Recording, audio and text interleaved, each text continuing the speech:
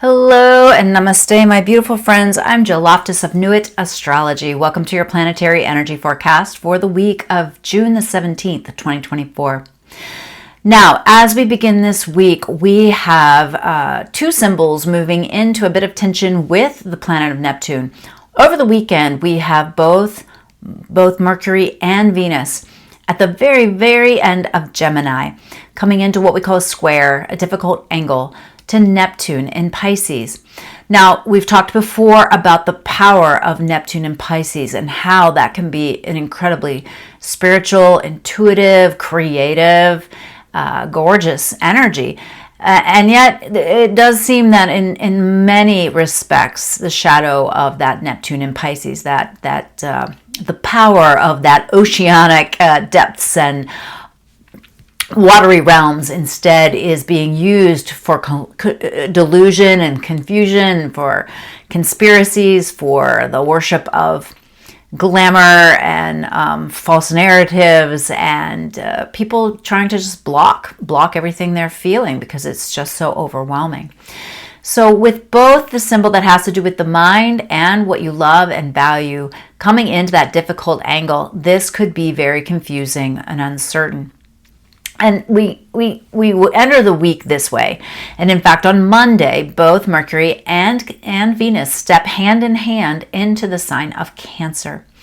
So this is a distinct vibe change from this chatty social Gemini energy into this more nurturing, caring, homemaking kind of connection in the sign of Cancer. Cancers are deep feelers, and totally, I think it helps to think of the symbol of the crab, right? Which doesn't approach anything directly. It kind of goes side to side. It comes at you first very ferociously, but that's because it's so tender on the inside. And it takes its home with it because it needs that sense of safety and security. And so for both the symbol of what we love and value and the symbol of mind and communication to come into that sign amps that sensitivity. Now, as they move further into Cancer later in the week, they'll come out of that difficult angle to the Neptune, but the Sun will step into that difficult angle because it is still finishing up its movement through Gemini. Now, on the 20th, it will shift into the sign of Cancer, and so we will have Sun, Mercury, and Venus on the sign of Cancer. Now, this bit of difficult angle between the Sun and Neptune will amplify all the difficulties that I mentioned that could be potentials there at the beginning. Confusion and uncertainty. People being very, talkative, rumors spreading quickly, right? This is Gemini energy. The shadow of Gemini is half-truths or outright lies, gossip, a very busybody kind of, mentally generative, not really productive energy in its shadow. And so, not to be frightened or concerned in a, major way, but there's going to be a lot of dissemination of misinformation this week. There'll be a lot of things where you just don't have clarity. And so this is somewhere where you really need to tune in and tap into your intuitive sense of things and make sure that you're seeing things as they are and not as you wish them to be.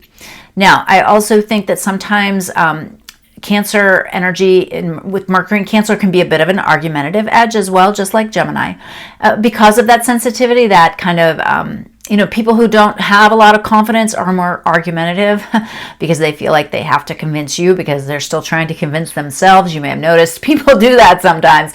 So, it's kind of a don't complain, don't explain kind of vibe this week. I'm also really seeing on the 19th, there's a lot of Scorpio and Sagittarius energy that's in a little bit of a conflict. So people will just be really strongly in their feels this week, so keep that in mind. Now, that exact difficult angle of Sun and Neptune does occur on the 20th, the same day that Sun slips in to the sign of Cancer. And that whenever the Sun comes to 0 degrees of Cancer, that is our summer solstice, the longest day of the year. So it's interesting that this illumination, this day of illumination, is somewhat somewhat tricky because of that difficult angle, that obscuration that comes from the conflict with Neptune and Pisces. Now, as we move through the rest of the week, we've got our full moon for the month on June the 21st. It's at 9:08 p.m. Eastern for your rituals. And it's at 1 degree and 7 minutes of the sign of Capricorn. This is a little bit interesting to note that this month we have a full moon in Capricorn, and in July we also have a full moon in Capricorn, somewhat unusual. It's an astrological blue moon to have them in the same sign 2 months in a row. This one's at the very beginning of the degrees of the sign, and next month is at the very end. And I'm really looking at this as being another chapter ending time period between now and next month in that area of life for you, wherever Capricorn is in your chart. Whatever it is that Pluto destroyed, reconfigured, burned down so that you could rebuild, well, it's time to sweep up the last little bit of ashes this month and next month. And so really feeling into what it is that you need to let go of in the Capricorn area of life for your rituals. Now, this moon is in a little bit of a clash pattern with both Saturn and then Neptune as it moves through. And so there's this little bit of stickiness to it, but it also gives you this the fortitude to do what needs to be done in that area of life. I was just writing yesterday, I was writing my newsletter for my membership, and I always give kind of a stream of consciousness things to do for the Capricorn moon or whatever moon that we're having. And so for the full moon, some of my suggestions were let go of things that you do that aren't good for your bones and teeth. Let go of any anger issues that you have with your father or father figures. Any issues that you've had with authority figures in general. These are just general Capricorn 10th house type themes. Now, if you know, of course, where your chart is, you can focus in a little bit more, but those are some of the just general ways to deal with this energy. Now, I'm also really paying attention to the fact that on that day, Mercury in Cancer sends a lovely little bit of luck over to Mars in Taurus. And so I see an idea forming here. I see this ability to let go of something with great wisdom, something that you realize is blocking you and keeping you from what you need to accomplish or what your legacy project is, so to speak. Now, I would also take note that as we get through the last couple days of the week, 22nd, 23rd, Mercury in Cancer is going to come into a difficult angle with the nodes of the moon. Now, the nodes of the moon have been moving through North Node Aries, South Node Libra. So North Node in that independent sign of the self and the South Node in the partnered sign of the scales. This mercurial energy is really going to drive home how your mind reacts to difficult relationship circumstances. I don't know about you, but all around me, there are people getting together and relationships falling apart. Not just love relationship, but business associations, any kind of collaboration.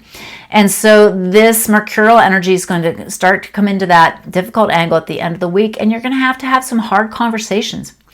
Next week, Venus will come into that difficult angle and really force you to confront some of these issues. So if they do come up, approach them wisely.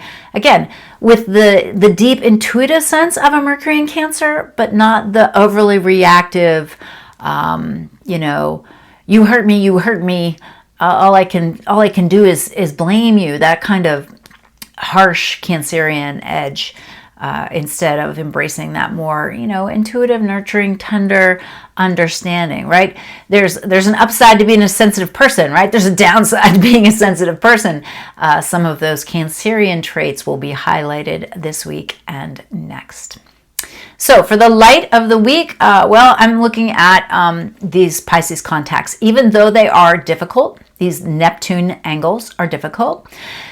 When you have difficult aspects, they're teaching you something. You're gaining skills through this. And so I really see this as being able to tap more into your intuition and understanding. This is building better relationships with your guides, your teachers, your angels, your own ways of kind of finding your way through the darkness, finding your way through the fog. So look for those opportunities to build those skills this week. I'm also liking the Mercury-Mars aspect. Mars is beginning to pick up some nice energies to the Mercury and then to the Venus. Venus and Mars are going to stay in a lovely connection, actually, starting at the end of the week, almost into the middle of July. And so I'm really liking that because Mars gets you off the couch, and Venus shows you what's important to you, what really you really value. Find your passions, find your path, and so I'm really thinking that's a positive connection as well. Now, as far as the shadow, all those deep Neptunian things, confusion, delusion, the getting all wrapped up in glamour and the things that really don't matter at the end of the day, wanting to block all the things that you're feeling. Because boy, when you're in super sensitive Cancer and then you've got that clash with the Neptune, boy, it's easy to, drink too much or decide you're gonna, eat that entire container of ice cream, or, everybody's doing all kinds of things these days to block what they're feeling. Good time to mention what my teacher Kathleen used to say. Alcohol blocks fear. Marijuana blocks sadness.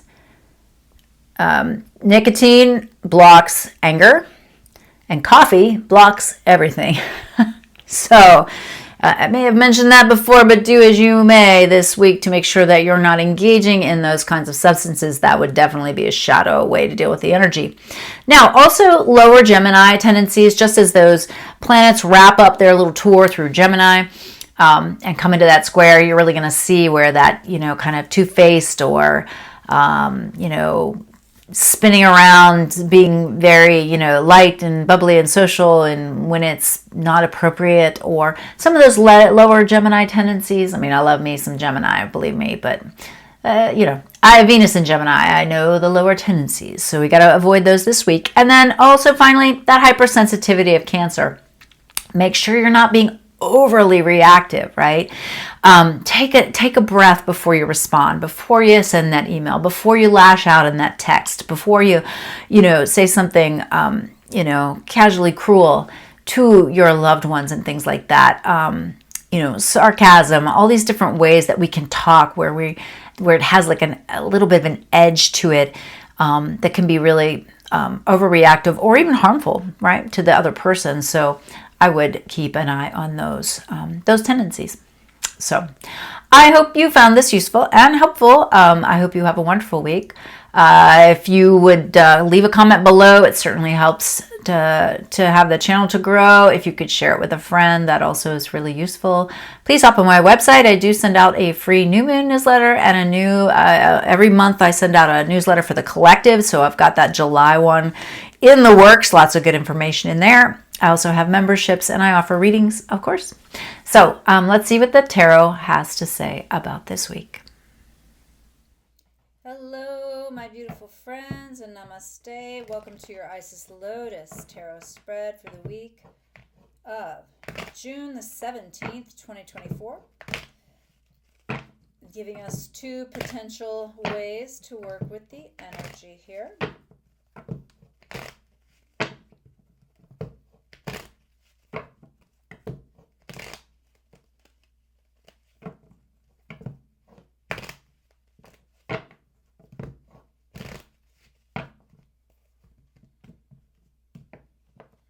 All right, so the first card is the past. Where are we coming from?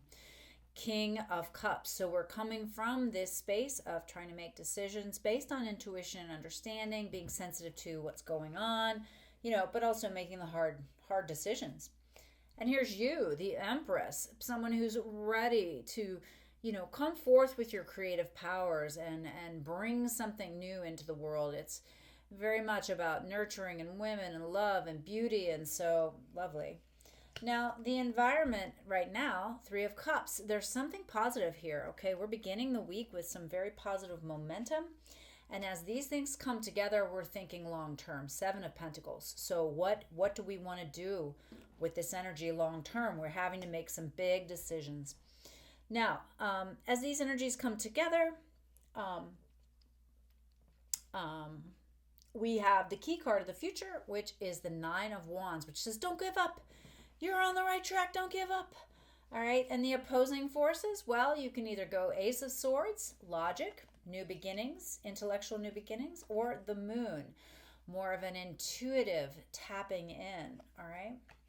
Now, the near future detail key card is a choice needing to be made, Two of Wands. So you cannot stand in indecision. That is something that is not going to work. Now, modifying the Ace of Swords side, we've got the worry card. Nine of Swords. You can think of everything that can go wrong. On the Moon side, well, you really want to start something new. There's this dream or desire. With the Ace of Swords and Nine of Swords, we've got the Devil energy here. So there could be some tricky people, difficulty. You could also have some really deep-seated sense of lack, or that you can't be successful, or you get caught up in distractions. Or, I mean, this is especially with all this Neptune energy. It could be definitely some self-defeating habits or patterns here that you've got to avoid. Now, over on the Moon side, with the Page of Pentacles, we have the Hierophant. We might need to get some advice. We might need to, think about how we're approaching this and take a little bit more of a practical, traditional approach to things. We might need to book an appointment with a consultant. We might need to check in with the attorney or something. All right. And then our two possible progressions or outcomes here. And so the first card is the Three of Swords. Well, on the Ace of Swords side, we've decided intellectually that this is the way to move forward. But I'm really seeing that this is possible, that it's just not the way to go. These are very tricky cards showing up on this side. On the Moon side, we've got the Hanging Man. Now, that means nothing's going to come together quickly. You're going to have to exercise patience and understanding in this process. Paired with the Three of Swords, the Chariot, moving forward with something. So that's a super interesting card to get with all these other things. So let's pull the last card and then we'll recap. On the Moon side, we've got Two of Pentacles, approaching things in a balanced way. All right, so we start off the week with the King of Cups energy, right? So we're wanting to make some big decisions, all right?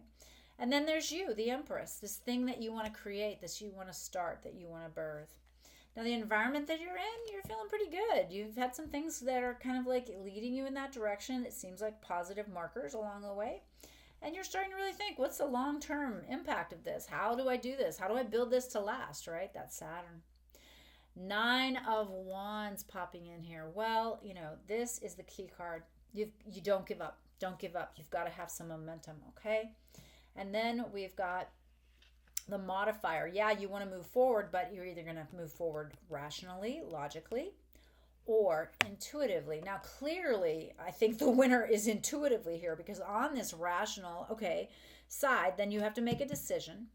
And then we've got this Nine of Swords, difficult energy, the Devil, and the Three of Swords, and then the Chariot, which ends up moving us forward with something we already had in the works. So I think that's one of the things that you have to pay attention to this week. If you decide to change course and start something new, you may end up back at the same place that you were before, saying, why didn't you go move forward with this thing you already had done? Now, on the other side, if you're moving intuitively through these energies, well, the Moon is there giving you guidance as you make your decision, right? And then you start to see, wow, these are the practical realities of what I need to do, but I'm excited about it and I'm going to move forward. Now, I might need to get some advice. I might need to reach out to somebody who knows better than I am. And it's not going to come together immediately, but as long as I approach it in a balanced way, it will work out well. Two distinct different ways to work with the energy. Clearly, the advice is lean into intuitiveness this week and realize that you can't rationalize yourself out of this situation, okay? Move intuitively through the week. All right. Well, I hope this was useful and helpful. Please leave a comment below, and I'll see you next week.